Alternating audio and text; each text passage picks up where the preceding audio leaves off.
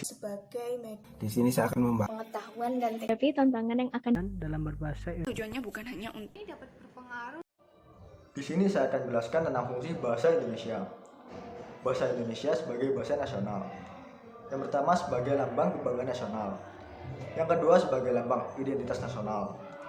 Yang ketiga sebagai alat pemersatu berbagai masyarakat yang berbeda-beda latar sosial, budaya, dan bahasa. Yang keempat sebagai alat pemersatu antar budaya dan antar daerah. Selanjutnya, fungsi bahasa Indonesia sebagai bahasa negara. Yang pertama, bahasa sebagai bahasa resmi kenegaraan. Yang kedua, berfungsi sebagai bahasa pengantar di lembaga pendidikan. Yang ketiga, bahasa resmi dalam perhubungan tingkat nasional untuk pembangunan dan pemerintahan. Yang keempat, bahasa resmi sebagai jalur untuk mengenal dan menghargai adat istiadat, tradisi, serta sebagai sarana perkembangan kebudayaan nasional di Indonesia. Yang kelima, bahasa resmi sebagai pengembangan ilmu pengetahuan di Indonesia. Seiring dengan perkembangan zaman, bahasa digunakan sebagai media berpikir dan juga alat komunikasi antar sesama. Selain itu, bahasa Indonesia juga memiliki peranan penting dalam perkembangan sejarah bangsa Indonesia, yakni sebagai identitas nasional, sekaligus sebagai alat pemersatu suku, budaya, dan juga bahasa dari seluruh daerah di Indonesia. kedudukan bahasa Indonesia. Kedudukan bahasa Indonesia sebagai bahasa negara telah dikukuhkan sehari setelah kemerdekaan Republik Indonesia atau seiring diberlakukannya UUD 1945. Bahasa Indonesia sendiri memiliki dua peranan penting, yaitu sebagai bahasa nasional dan sebagai bahasa negara. Di sini saya akan membahas sebagai bahasa nasional. Sebagai bahasa nasional, bahasa Indonesia berfungsi untuk mempererat hubungan antar suku di Indonesia yang dipertegas dalam Ikrar Sumpah Pemuda 1928 yang berbunyi, "Kami putra dan putri Indonesia menjunjung bahasa persatuan bahasa Indonesia." Selanjutnya, setelah kita membahas tentang kedudukan bahasa Indonesia sebagai bahasa nasional, kita selanjutnya adalah membahas kedudukan bahasa Indonesia sebagai bahasa negara. Fungsi atau kedudukan bahasa Indonesia sebagai bahasa negara yaitu yang pertama, bahasa resmi kenegaraan, yang kedua, bahasa pengantar pendidikan, yang ketiga adalah alat perhubungan tingkat nasional, dan yang keempat, alat pengembangan kebudayaan, ilmu pengetahuan, dan teknologi.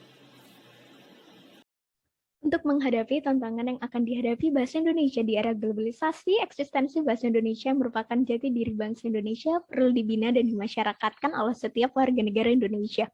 Kita dapat memulai dari hal sederhana seperti memilah serta membatasi bahasa Indonesia dari percampuran bahasa asing dan slang, penggunaan bahasa Indonesia sebagai salah satu bahasa internet. Pemerintah juga dapat ikut terlibat dengan membangun pusat pengembangan bahasa. Dari langkah dan upaya tersebut, diharapkan bahasa Indonesia dapat menjadi bagian dari globalisasi, bukan menjadi korban dari globalisasi.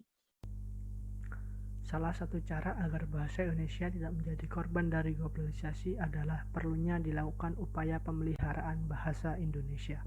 Selain itu, pembiasaan berbahasa Indonesia harus dilakukan sejak pendidikan dasar, agar nantinya dapat menjadi bekal untuk pendidikan selanjutnya. Dalam hal ini, saya mengharapkan generasi muda sebagai kaum terpelajar untuk sadar bahwa sudah seharusnya kita dapat menjadi contoh dan teladan dalam berbahasa Indonesia yang sesuai dengan kaidah-kaidah yang berlaku. Di era globalisasi saat ini, para pemuda sangat gemar untuk bermain sosial media. Contohnya seperti Twitter, Instagram, dan lain-lain. Dan tujuannya bukan hanya untuk bersenang-senang saja, tapi juga untuk pekerjaan. Nah, dari hal ini kita juga terdampak dari budaya negara lain karena kemudahan untuk mengakses, contohnya seperti menonton K-drama, K-pop, anime Jepang, dan juga serial-serial India yang ditayangkan di layar televisi. Hal ini mengancam budaya Indonesia karena dari kita juga berusaha untuk menirukan budaya mereka dan bahasa mereka. Tak hanya berhenti di situ, sebenarnya di negara sendiri pun banyak sekali anak muda yang tidak mengetahui bahasa Indonesia yang baik dan benar atau tidak menggunakannya sama sekali. Kebanyakan dari mereka menggunakan bahasa gaul untuk berkomunikasi sehari-hari secara langsung maupun secara tidak langsung. Hal ini dapat berpengaruh dengan semakin kita tidak mengetahui bagaimana bahasa Indonesia yang baik dan benar.